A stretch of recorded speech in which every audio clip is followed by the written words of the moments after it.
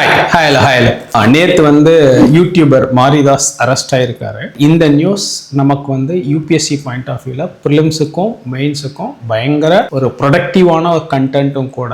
And இதே மாதிரியான incident base பண்ணி ஏற்கனவே ஒரு மெயின்ஸ் ப்ரீவியஸ் இயர் கொஸ்டினும் இருக்குது. நான் அதையும் இங்கே உங்களுக்கு ஹைலைட் பண்ணி காட்டுறேன். ஸோ இந்த நியூஸை நம்ம எப்படி பார்க்கணும் அப்படிங்கிறதான் இங்கே நம்ம டீட்டெயில்டாக பார்க்க போகிறோம். வீடியோ ஃபுல்லாக பாருங்கள். ரைட்டர் மாரிதாஸ் பார்த்தீங்கன்னா ரைட்டிஸ்ட் கவர்மெண்ட், அதாவது பிஜேபி சென்ட்ரிக்காக பேசுவார். கொஞ்சம் பிஜேபி ஃபேவரபுளான ஒரு பர்சன். அண்ட் டிஎம்கேவை பயங்கரமாக கிரிட்டிசைஸ் பண்ணுவார். அண்ட் மோஸ்ட்லி பிஜேபிக்கு தான் அவர் ஸ்டாண்ட் எடுப்பார். இது எப்போவுமே அவரோட பொலிட்டிக்கல் ஸ்டாண்ட். அண்ட் அவரோட சேனலுமே ஒரு பொலிட்டிக்கலி இன்க்ளைன்டு சேனல் தான். ரொம்ப பயங்கர நியூட்ரல் அப்படின்லாம் சொல்ல முடியாது. ரொம்ப ஒரு பொலிட்டிக்கலி இன்க்ளைண்டான ஒரு சேனல் தான். அண்ட் இதுக்கு முன்னாடியுமே அவர் நிறைய இடத்துல அரெஸ்ட் அந்த மாதிரி நிறைய பிரச்சனை எல்லாம் மாட்டியிருக்காரு. அண்ட் எப்போவுமே என்னன்னா இந்த பொலிட்டிக்கல் அலைன்மெண்ட் இருக்கிறதுனால ஐடியாலஜிக்கல் கான்ஃப்ளிக்ட்னு ஒன்று இருக்கும் இல்லைங்களா.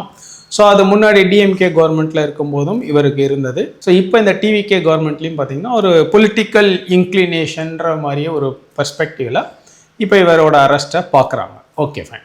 இப்போ என்னென்னா இவரோட அரெஸ்ட்டு சரியா தப்பா அப்படிங்கிறதுக்கு ரெண்டு சைட் ஆஃப் வியூ இருக்குது. ஒன்று கவர்மெண்ட் சைட் வியூ, இன்னொன்று ஆப்போனன்ட்ஸ், அதாவது கவர்மெண்ட்டுக்கு அப்போசிஷன் பார்ட்டிஸ் அவங்களாம் இருப்பாங்க இல்லையா, அவங்களோட ஸ்டாண்ட் அப்படின்னு வியூ ஒன்று இருக்குது. இப்போ கவர்மெண்ட்டில் என்ன சொல்கிறாங்க, அவர் அந்த ஒரு மினிஸ்டரோட ஃபோட்டோ கொஞ்சம் ஏஐ பண்ணி அந்த மாதிரி ஏதோ ஒரு யூஸ் பண்ணியிருக்காரு. அது அவங்களுக்கு அவங்களோட அந்த டீசென்சி டிஃபமேஷன் அப்படிங்கிற ஒரு கான்டெக்ஸ்டில் அவங்களோட டிக்னிட்டி அஃபெக்ட் ஆகுது அப்படிங்கிற ஒரு கான்டெக்ஸ்ட்டும் இப்போ கவர்மெண்ட் சைடு சொல்கிறாங்க. ஸோ இந்த மாதிரி government side YouTuber Maridhas arrest பண்ணதுக்கு சில பாயிண்ட்ஸ் சொல்கிறாங்க. இதே அப்போசிஷன் பார்ட்டிஸ், அப்போசிஷனில் உள்ள ஆட்கள் என்ன சொல்கிறாங்கன்னா, இது freedom of speech and expression, அதாவது ஆர்டிக்கல் 19(1)A ஃபண்டமெண்டல் ரைட்டுக்கு எகெயின்ஸ்டாக இருக்குது. டெமோக்ரஸியில் எப்போவுமே இந்த டிசென்ட், அதாவது எதிர்ப்பு குரல் அப்படின்றது இருக்கணும். அதுதான் ஒரு ஹெல்த்தி டெமோக்ரஸிக்கான ஒரு சைன்.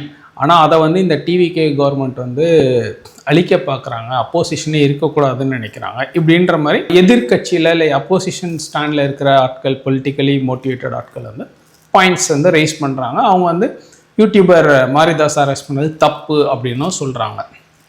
ஸோ எப்போவுமே எல்லா பிரச்சனைக்குமே ரெண்டு பாயிண்ட் ஆஃப் வியூ இருக்கும். இப்போ நம்ம ஒரு யூபிஎஸ்சி ஆஸ்பிரண்ட், ஒரு ஐஏஎஸ் ஆஸ்பிரண்ட்டாக இதை எப்படி பார்க்கணும் அப்படின்னு கேட்டிங்கன்னா, as per Indian constitution part 3 fundamental ரைட்ஸில் ஆர்டிக்கிள் 19(1)A பார்த்தீங்கன்னாக்கா ஃப்ரீடம் ஆஃப் ஸ்பீச் அண்ட் எக்ஸ்பிரஷன்றதுக்கான ப்ரொவிஷன்ஸ் இருக்குது. அதே சமயத்தில் ஆர்டிக்கிள் 19(2)ல் இந்த ஃப்ரீடம் ஆஃப் ஸ்பீச் அண்ட் எக்ஸ்பிரஷனுக்கான ரெஸ்ட்ரிக்ஷன்ஸும் இருக்குது. அதாவது law and order, decency, morality, defamation, இந்த மாதிரி நிறைய கிரவுண்ட்ஸ் ஃபார் ரெஸ்ட்ரிக்ஷன்ஸும் கொடுத்துருக்காங்க.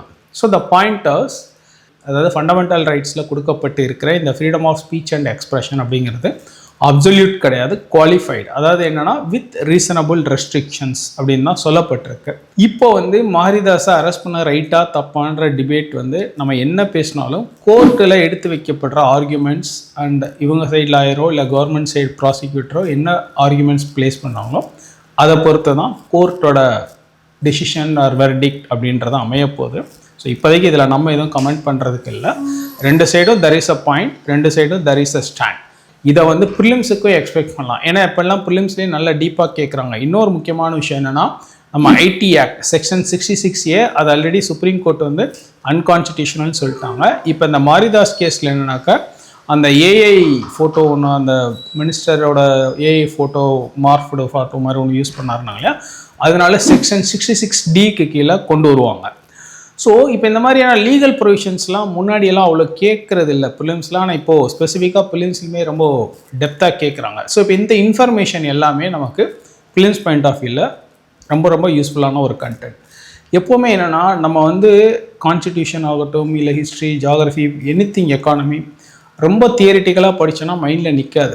ஆனால் இந்த மாதிரி நடக்கிற இன்சிடென்ட்ஸோட லிங்க் பண்ணி அப்ளிகேட்டிவாக படித்தோன்னா நமக்கு ரிட்டென்ஷன் இருக்கும். அதுமாதிரி சப்போஸ் நீங்கள் ப்ரிலிம்ஸ் 2027 இது ஒரு கொஸ்டினாகவே வந்துச்சுன்னா டக்குன்னு உங்களுக்கு ஸ்ட்ரைக் ஆகணும். மாரிதாஸ் அரெஸ்ட் பண்ணாங்க, ஆமாம் அந்த ஆர்டிகல் 19(1)A தான் பிரச்சனை, ஓகே இந்த மாதிரி ரெஸ்ட்ரிக்ஷன்ஸ் இருக்குது ஆர்டிகல் 19(2)ல் அப்படின்றது டக்குன்னு நமக்கு ஃப்ளாஷ் ஆகணும். ஸோ அந்த மாதிரி ஃப்ளாஷ் ஆகணும்னா இந்த மாதிரி இன்சிடென்ட்ஸோட நம்ம ரிலேட் பண்ணிக்கணும், சரிங்களா. ஸோ இந்த கண்டென்ட் ப்ரிலிம்ஸுக்கு யூஸ் ஆகும், மெயின்ஸுக்கும் யூஸ் ஆகும். இன்டர்வியூலுமே உங்களுக்கு ஒரு ஒப்பீனியன் ஃப்ரேமிங், ஒரு ஸ்டாண்ட் எடுக்க சொல்லி கேட்பாங்க. இப்போது இன்னொரு விஷயம் என்னன்னு கேட்டிங்கன்னா, பழைய யூபிஎஸ்சி மெயின்ஸ் கொஸ்டின் ஒன்று இருக்குது. நான் அந்த கொஸ்டின் நீங்கள் ரீட் பண்ணுறேன், நீங்கள் கேளுங்க. 15 மார்க் கொஸ்டின் என்னன்னா, as we live in a plural society we need the greatest freedom to express our opinions even if others find it offensive. Do you agree? Discuss with reference to some recent incidents in the Indian context. So, இது வந்து 2009 கேட்ட ஒரு UPSC mains question. இப்போ இதே question நீங்கள் 2027க்கும் எதிர்பார்க்கலாம். இப்போ 2027 கேட்கும்போது இந்த மாதிரி ரீசன்ட் இன்சிடென்ட்ஸோட சொல்லுன்னா நம்ம மாரிதாஸ் இன்சிடெண்ட்டை தாராளமாக எழுதலாம். ஸோ இந்த படிக்கிற ஒரு விஷயம் குவாலிட்டியாகட்டும் எதுவாக இருந்தாலும் அந்த கரண்ட் அஃபேர்ஸோட லிங்க் பண்ணுறது அப்படிங்கிறது அப்படி தான். அந்த மாதிரி லிங்க் பண்ணி படிச்சிங்கன்னா உங்களுக்கு ரிட்டன்ஷன் கிடைக்கும். அண்ட் எக்ஸாம்லேயுமே மெயின்ஸில் நீங்கள் ஆன்சர் எழுதும்போது as much as possible current affair based examples use பண்ணிங்கன்னா அது உங்களுக்கு ரொம்ப ப்ரொடக்டிவாக இருக்கும். ஸோ மெயின்ஸில் 2009 கேட்ட இந்த கொஸ்டினுக்கு சப்போஸ் இப்போ நீங்கள் ஆன்சர் எழுதுறீங்கன்னா இந்த மாரிதாஸ் இன்சிடெண்ட்டை வந்து நீங்கள் எக்ஸாம்பிளாக கோட் பண்ணி அழகாகவே உங்களோட ஆர்குமெண்ட்டை இது பண்ணலாம். ஸோ மாரிதாஸ் கேஸ் அப்படிங்கிறது நமக்கு யூபிஎஸ்சி பர்ஸ்பெக்டிவில் பயங்கர யூஸ்ஃபுல்லான ஒரு கண்டென்ட். அண்ட் இதை பற்றின டீட்டெயில்டான ஆர்டிக்கிள் நம்ம ஐஏஎஸ் கூகுளில் போட்டிருக்கோம். அதனோட லிங்க் இங்கே கீழே கொடுத்துருக்கேன், நீங்கள் போய் பாருங்கள். அண்ட் இந்த மாதிரியான இன்சிடென்ட்ஸ் வரும்போது இதை ஜஸ்ட் இன்சிடென்ட்ஸு இல்லை பொலிட்டிக்கல் இன்சிடென்ட்டுங்கிற மாதிரி நீங்கள் எடுத்துக்காமல் ரெண்டு சைடு என்ன இருக்குதுன்னு பார்த்துட்டு உங்களோட பேலன்ஸ்டு அப்ரோச், பேலன்ஸ்டு ஸ்டாண்டுமே எடுக்கிறதுக்கு நம்ம கற்றுக்கணும். ஏன்னா as a bureaucrat, as an IAS officer or IPS officer, நாளைக்கு நீங்கள் ஐபிஎஸ் ஆஃபீஸராக இருந்தால் இந்த மாதிரி ஒரு கேஸ் உங்கள் டேபிளில் வரலாம்.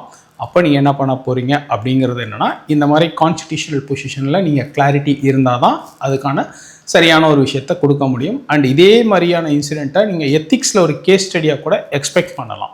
ஸோ அந்த அளவுக்கு இந்த இன்சிடெண்ட்டுங்கிறது யூபிஎஸ்சி பாயிண்ட் ஆஃப் வியூவில் போத் ப்ரிலிம்ஸ் அண்ட் மெயின்ஸுக்கு ரொம்ப ரொம்ப சிக்னிஃபிகண்ட்டான கண்டென்ட்.